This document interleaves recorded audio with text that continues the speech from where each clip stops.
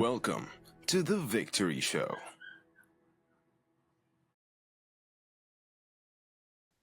Hey Victors, welcome to this episode of The Victory Show.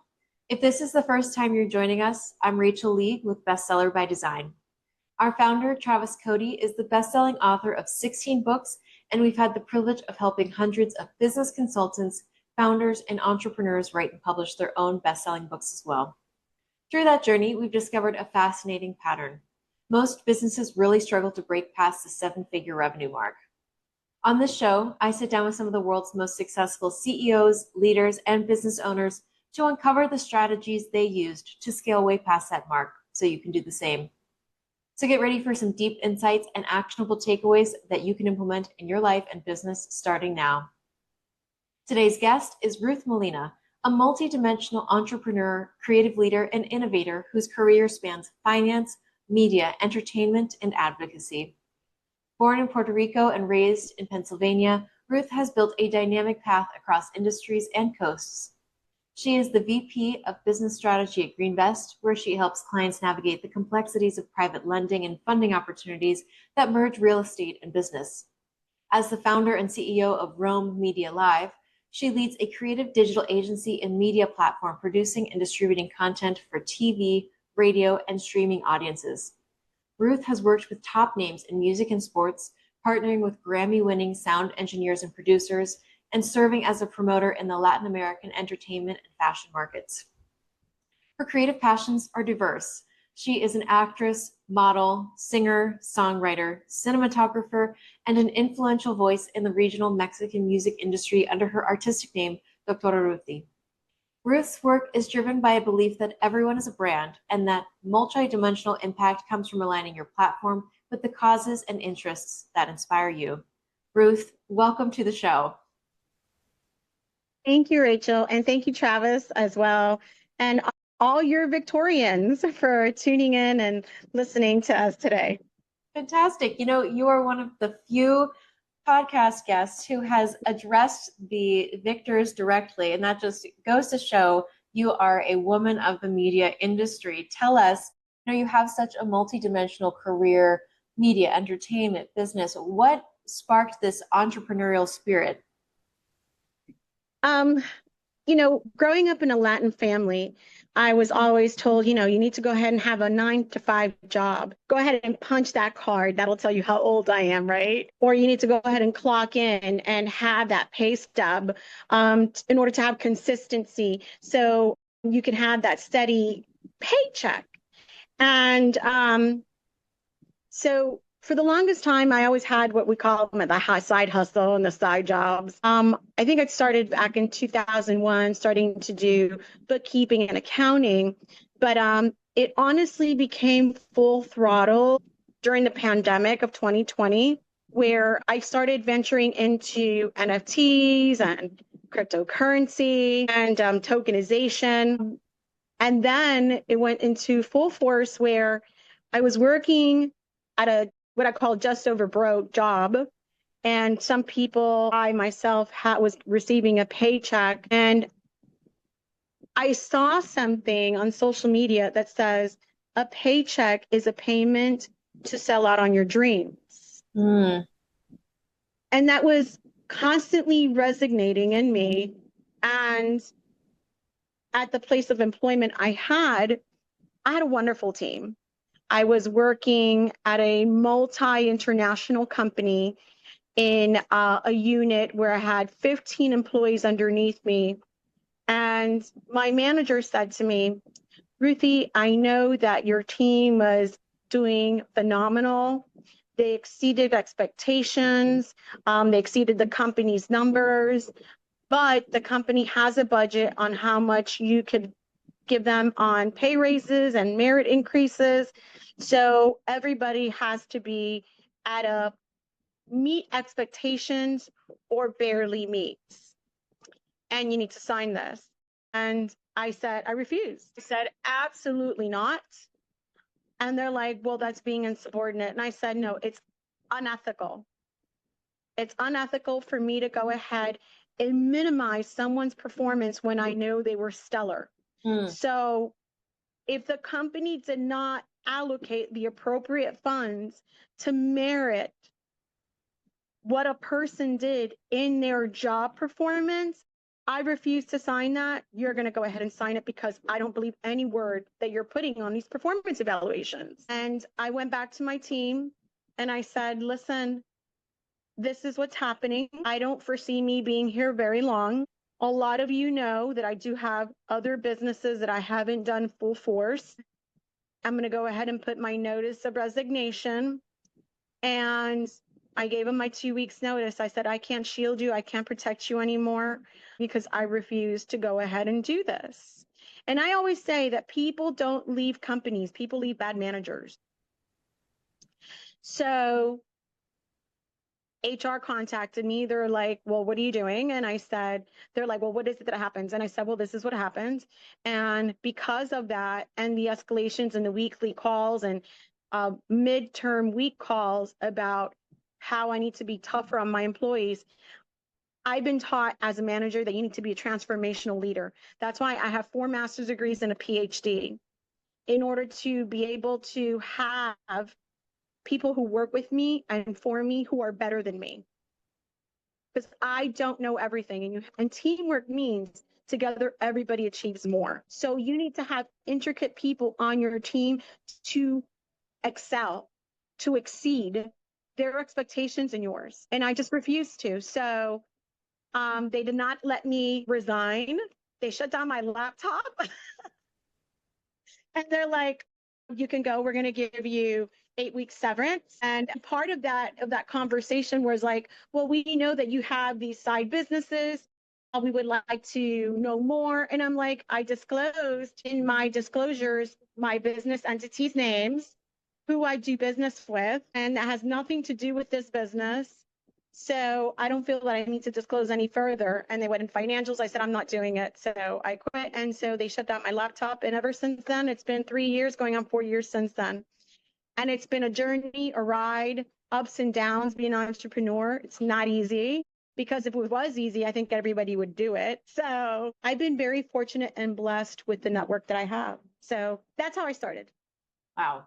I mean, I'm so excited to get into what the last 3 or 4 years have been, but I do want to say, I think it's very brave of you to continue to stand up for what you believe in. And the fact that you had, I always think of when people have side hustles, it's like adding multiple legs to the stool. It enables you to walk away when something isn't suiting you so that you don't topple over. And I think that's so smart to have going. So tell us, what ventures did you have at that time? And then what did going full time with them look like for you? So living in South Florida, there's luxury yachts and luxury cars. So, and in that, with my former business partner, we did launch off the NFT for Little Dirk and his 7220 sneaker collection with Ben Weiss. I was the co-partner and co-founder of NFT Nexus. So you can Google that. That's one of the ventures. Additionally, I did my own luxury brand of exotic cars and yacht rentals. And then I launched into media. And in media, owning a radio station and owning a platform of streaming content into the Latino market. Along with that, I launched a platform because everybody needs money, whether it be business funding, whether it be for real estate, commercial, or residential. I created a platform for anything that's money, whether you're looking for money or whether you want to exchange money or whether you want to exchange commodities. In my network, I realize there's a lot of people who need money. So that's really what I call my day job. And in that, in the promotional realm, why should we as promoters or as entrepreneurs utilize our own money when there's a lot of money out there for our businesses where people with money use other people's money in order to be successful? Right, right. The leverage of capital now to make more money to be able to pay it back later. I mean, it makes a ton of Correct. sense. Yeah. Correct. And so specifically in the regional Mexican market, it's such a cash business. And being in a cash industry, a lot of them were unable to go ahead and make deposits for the acts or for the calendar of the venue. And a lot of them didn't even have credit. So it was about utilizing my network and resources in maximizing the opportunity in being the only funder promoter within the Mexican promoters area realm. And within the United States and somewhat in Mexico, I try not to venture off into Mexico specifically for many reasons. So most of the work that I do in regional Mexican music is here in the United States. How did you get into so many diverse types of business from the get-go, and managing those with your full-time job? So with my full-time job, I was working crazy hours. I was going in at 6:30 in the morning and it'd be done at 3 o'clock in the afternoon. And so I would maximize my day from 3 to 12. I would go ahead and do my job, my entrepreneurial businesses, right? And it's really about time management. I have to a lot of people don't really give credit to the Six Sigma Black Belt, but it really teaches you critical thinking and time management and time structure and project management. And I'm not saying that degrees are for everyone or is college, but you have to have some types of fundamental skills learned in order to prioritize and manage yourself. Yes, and I think it's great, the balance of the real world application and learning with some of the more academic structured frameworks that sort of help you navigate that. What inspired you to get those 4 degrees? Well, my father was a musician besides being in the military, and I have an uncle who's been in sports before I was even born, so all my life. So my mom said to me, "You come from a family that's involved in entertainment and sports. The last thing I want you to do is be involved in that. So I want you to study as much as you can, because that's the one thing that no one can take away from you. What you lived and you learned, it's always going to be embedded in you, and no one can take that away from you." So I was actually dating an attorney one time, and he's like, "So what are you studying now?" And I don't know what it was I was studying at the time. And oh, it was my project management license and my project management certification. And he's like, "Why?" And I said, "Why not?" Why not? So I just kept on anything, I spark an interest to. I love reading books. I like finding out new things. I'm just a very curious person. And I'm not the type of person, not that I don't believe what others say, but I like to go ahead and learn it myself. And then I like to put it in practice as well. And just if I find something unique and interesting, why not study it? Why not? I love that. Yes, the intellectual curiosity is, I think, such an important piece of anyone's journey, but in particular the entrepreneurial journey, where you're constantly facing new challenges. You have to figure out what's the root cause of whatever bump in the road there is. And I love that you've been able to blend the real world experience with some more structured learning to enhance your approach to that critical thinking piece. Thank you. And I tell that, thank you, Rachel. I say that to a lot of my business partners and business associates, like, the AI. People they're like, "Oh, they utilize the word AI so loosely." And I'm like, "Well, okay, so what part of AI are you interested in? Which part of chat GPT or Genesis are you utilizing? Have you taken classes in AI in order to maximize your business?" How you have built businesses in areas that are of personal interest to you as well. I think that combination of passion and also the execution ability is really critical. Tell us, what are the things that excite you, and what has led you into these businesses? So what led me into the modeling of the brand Dr. Ruthie, I was working with an attorney firm for a defense firm. that protected insurance companies. And they were representing a client that happened to be at the Sports Illustrated Swim Search.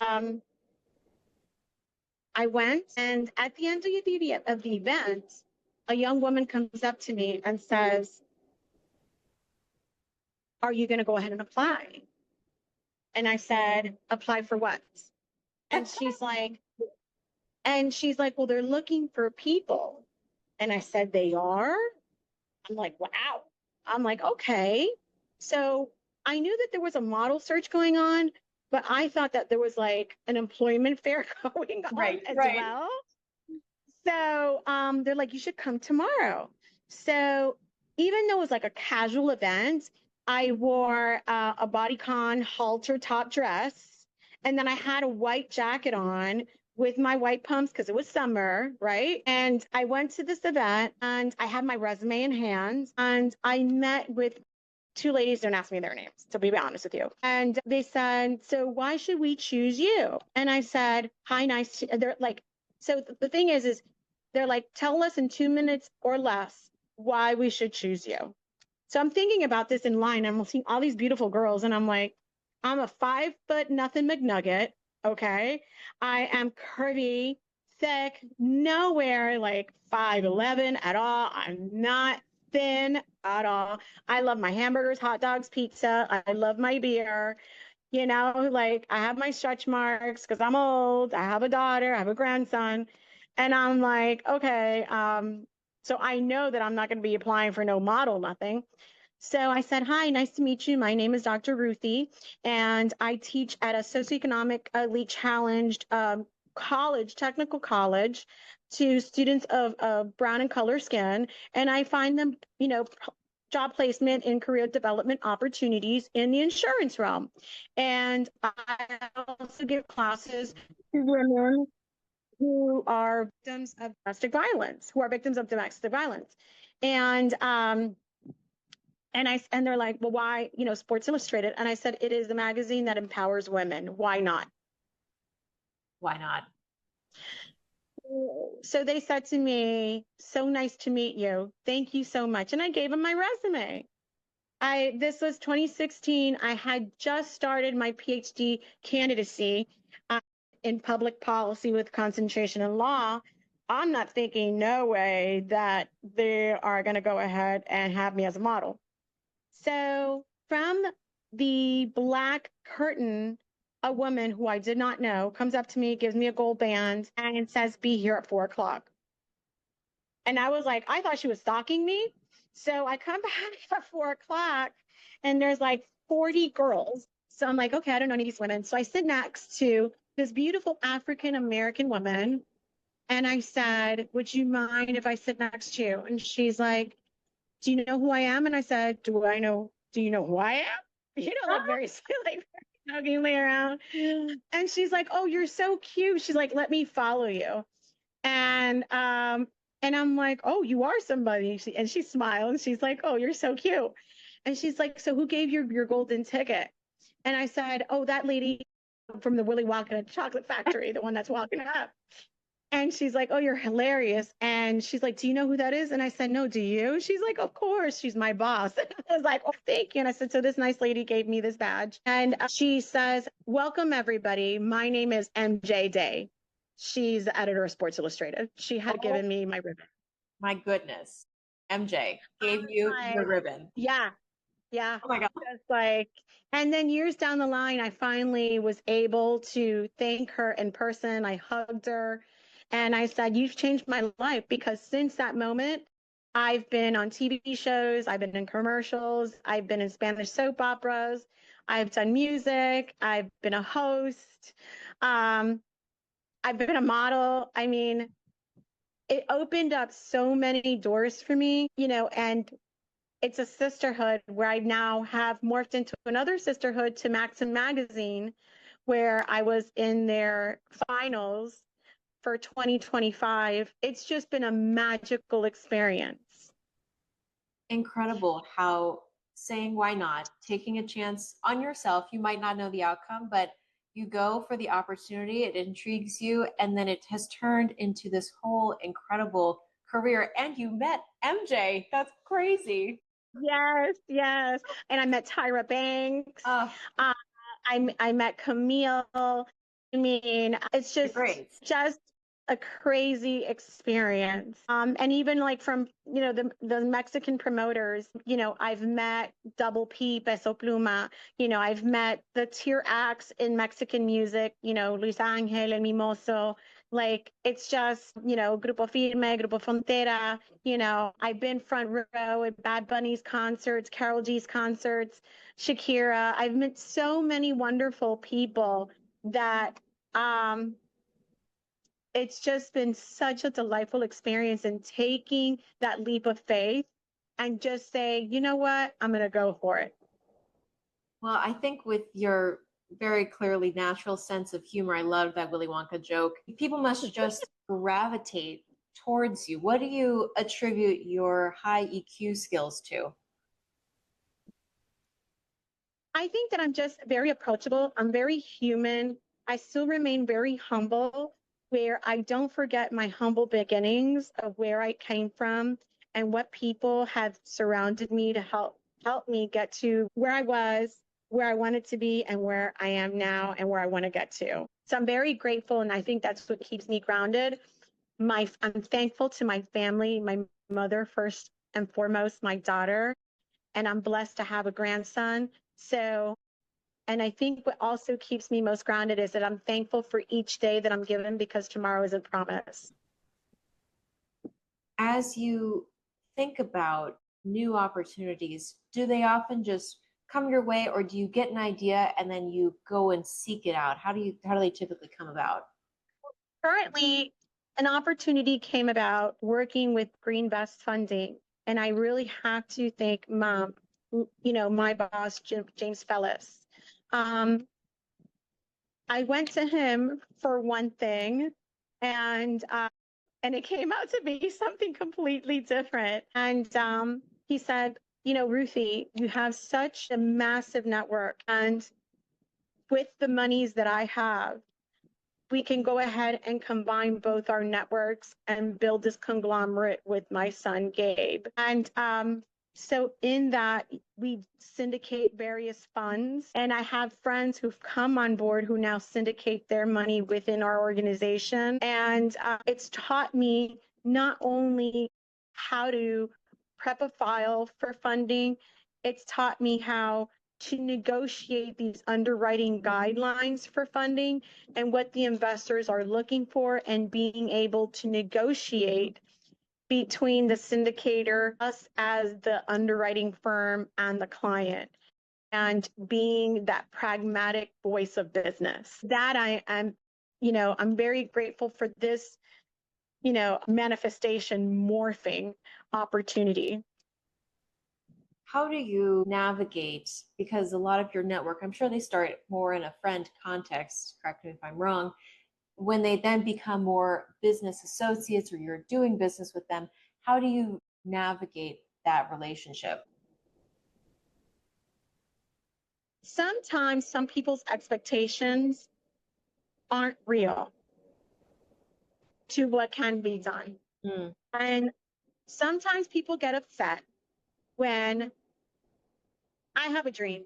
Everybody has a dream. But sometimes our dreams don't transfer on paper, right? And sometimes you just have to structure things differently in order to make things happen. And like recently, I had a friend of mine who I met through someone else, and I was so invested in the project because I am of the mindset that you build something, they will come. That I am a dream to achiever, and that will always be me. But at the same time, sometimes you need to be realistic if the dream can be achieved. And so sometimes those conversations are difficult. And I'm like, listen, I'm not here to go ahead and sell you snake oil. Many people will. I am here to go ahead and get it done. It may not be the amount that you want. It may not be for the time frame that you want. And you might get someone who's going to go ahead and probably give you the money that you're asking for, but it's not going to be at the price that you want. So I rather protect your business and your private life money because you have a wife, you have or a husband, you have kids, you have a home, you have to thrive. So I'm not going to go ahead and sell you a pipe dream. I won't do it.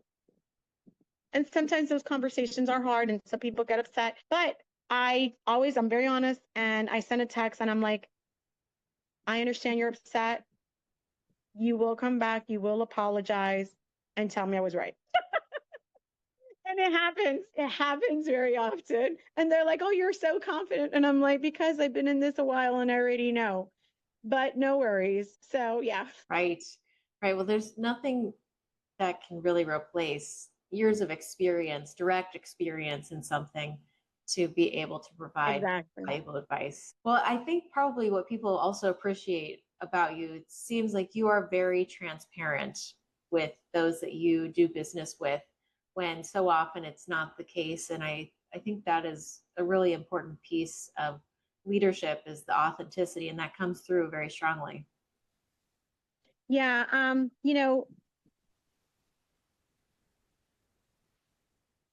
Sometimes those conversations are hard and some people get upset, but it's also the delivery of the bad news.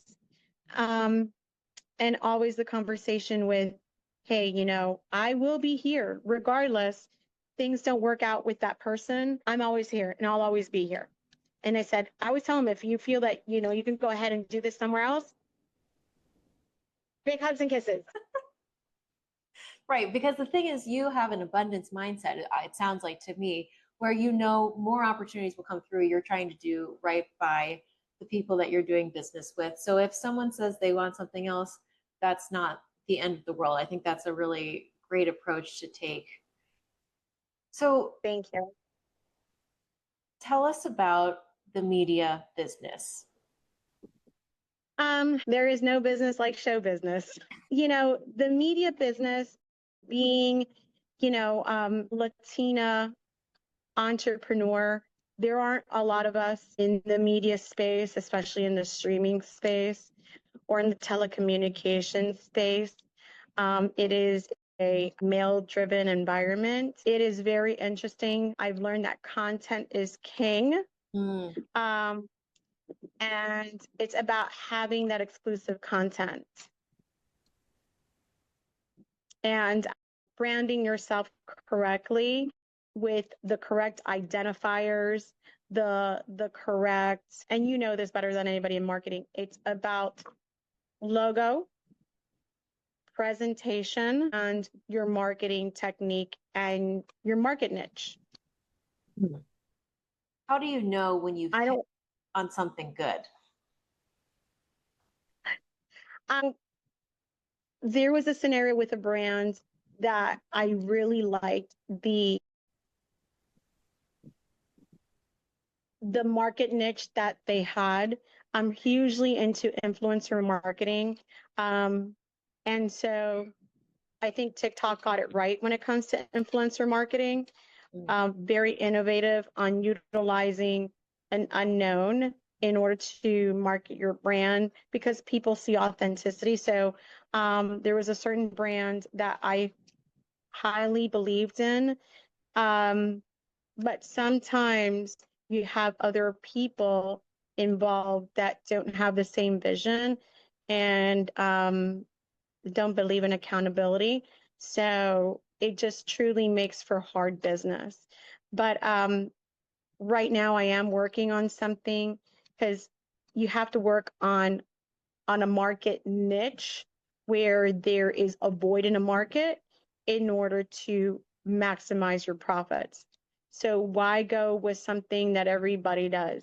So you need to identify where there's a need. And what has led the diversification of the media platform? So typically in the streaming platforms, when you look at Netflix and Amazon, they concentrate on the first world countries, Canada, North America, and Europe, right? And when they do pay-per-view or streaming events, they're typically targeting those three markets, which is number 1 and 2 of the developmental world, right? When it comes to economics. And you can base, pragmatically say we are the one percenters, right? But what if we did the reverse roles and we focus on the 99% at $1? Right. Wouldn't we maximize our profits that way? Right. Right. Taking a So, contrarian view, finding your market niche. yeah. So, you have, I don't know, the two largest populations in the world are the Chinese and then secondly, the Mexicans, and then thirdly, Brazilians. So let's say you have a streaming platform and at each one of them, you have them at an equivalent of $1. We're talking about 80 million Colombians. At 10%, we're talking about 8 million people who would pay a subscription of $1. Or you have 200 million Mexicans. Say at 1%, we're talking about 10%, we're talking about 20 million people at $1. Right. That's already now 28 million people at $1 monthly. That's generating 28 million in revenue. Why am I going to come to the United States where I'm competing with everybody else? I'm going to go ahead and target those markets with different content to the 99 percenters. Incredible to have found an opportunity that is not yet saturated. But it also means on the flip side that there's not already the structure for it. Maybe the market is not as familiar with the product. So what has it been like growing your business in this untapped market? The one thing that I've been able to identify that people love in these markets is that they love combat sports. So Mexico is huge in boxing and in music, and so is Colombia. So that's the content that I'm gearing towards in order to be able to appeal to the masses, in order to bring the influence onto the platform. I'm not trying to reinvent the wheel. I'm going to go ahead and bring them content that they are familiar with, that they want to go ahead and see at an affordable price to the masses. It makes sense. And I love that you bring it back to the end user. What are they really looking for? Because I think sometimes you hear about ventures where the founder is so in love with their idea of what the business should look like, and you're really putting the user at the core of driving the business. It does me no good to go ahead, let's say, now we have the Turk who's going to go ahead and do the Canelo Crawford fight in Saudi Arabia, September the 15th at $79.99. I'm not interested in the live pay-per-view. I'm interested in the cooling off period after the pay-per-view, where those people through a geofencing are able to go ahead and still pay the pay-per-view model for $1 to the masses, to the 99 percenters. That's where the money is. And I think Netflix got it right to a certain degree, and so did Amazon. And I think Netflix got it right with the Tyson Paul fight, contrary to what everybody thinks of what happened with the fight. But, Netflix stock went from $600 a share to $1,100 after the fight, and they made over $1 billion. Yeah. Because of streaming. Right. Market proof. And so the proof is in the pudding. So, but their target market is the American, Canadian, and European market. How about we reverse that and look at the 99% of the world's population? Then we're talking numbers, advertising numbers, streaming numbers. Yeah, you can't go wrong. Makes sense. And you've diversified away from streaming as well. You've got the radio show, you are a cinematographer. Tell us about these other entertainment related ventures. Well, I think Spotify also has it correctly to a certain degree. But, with Spotify, you're talking about it's 0.003 to the artist for every stream that is done. Still, with the radio, and I think, iHeart Music got it right when it comes to these, streaming radio stations, advertising dollars, you still have people who want to go ahead and listen to talk shows on radio. I mean, you have Sirius Radio who has it done correctly. But the thing is when it comes to the Latin speaking market, there is still that need when it comes to radio streaming. So specifically the regional Mexican music market. And that's why in South Florida, we have El Patron 105.5 FM. To those, it's the fastest growing in Latin Billboard and in the Billboard charts. We have over 10 regional Mexican music artists in their top 10 out of their top 100. So, and in the Latin boards, I mean, regional Mexican music is king right now. So why am I going to go, even though I am Puerto Rican, why am I going to go to the market niche, tropical music, merengue, bachata, or salsa? Why am I going to go ahead and go into the dembow? I'm going to go into a market where I stand out, where I'm different. It's obvious that I'm not Mexican, and people are going to gravitate to me because I'm different. I love that. Finding a place where you can stand out as opposed to being one of many, I think is part of how you can gain an edge. Yeah, if you're going to go ahead and be in business, no one wants to, a real entrepreneur is not in the shadows. They're out there marketing their product, marketing their company, and they are standing out where people can identify their brand. Yes. Yes. A willingness to put yourself out there. It sounds like Correct. A critical pillar. And tell us about your personal forays. You're a singer, a songwriter. We heard about the Sports Illustrated modeling. Tell us about some of those. So it's so crazy because I was hosting a podcast with some phenomenal Mexican women. One of them is Dalia's sister, Laura Zapata. And the other one, she was a producer for a show on Univision called Suelta la Sopa. And we were all at a Mexican restaurant, and I love karaoke. I don't know one person doesn't love karaoke. I love karaoke. So we were at a Taco Thursday, and I'm having some tacos, having some tequila, and I decided to sing some Selena. Who doesn't love Selena? Long live the queen of Tejano music. So, I mean, there's this beautiful little African-American girl who's gone viral singing Selena. Like, I was like, I love Selena. So I'm at my karaoke bar and I'm singing Beady Beady Bam Bam. I come back to the table and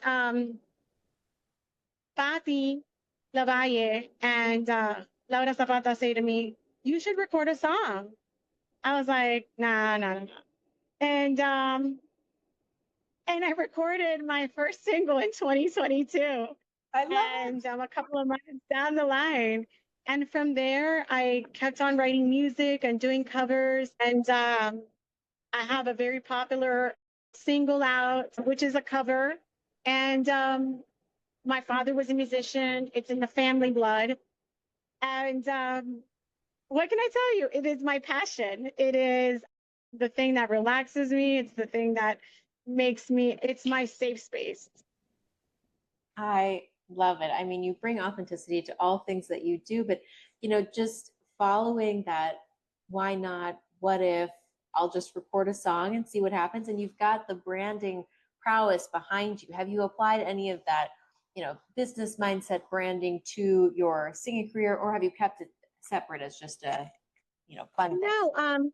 No, all things Doctora Ruthie. So, as being a TV host, being a radio host, people knew me as Doctora Ruthie because of my PhD. And they're like, "Oh, are you the doctor of love, or are you a doctor of medicine?" And I'm like, "No, I have a PhD." And so as a radio host and as a TV host, I couldn't get away with that, away from that, because people already knew the brand of Doctora Ruthie. And so it morphed into the artist where people follow me. They're like, "Oh my gosh, you have such a beautiful voice." And as a promoter, people already knew me as Doctora Ruthie. And I'm like, well, I have on my handle, Doctora Ruthie, but if you look at my name, it just says Ruth, just Ruth. And so people still identify me as Ruth, the artist, Ruth, the entrepreneur, but also Ruth as the professor, Dr. Ruth. So all things that are me. I don't believe that anyone should limit themselves of what makes them happy. Why?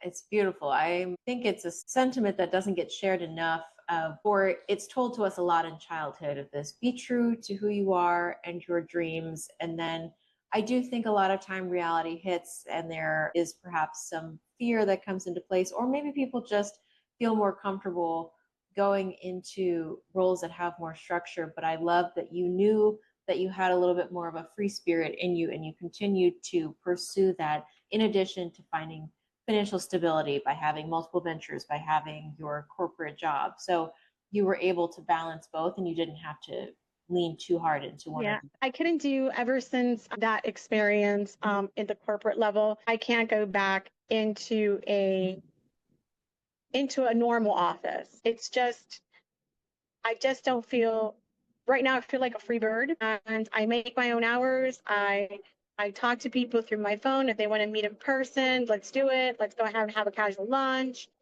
cup of coffee. It's more intimate versus being so structured, but the paperwork is structured.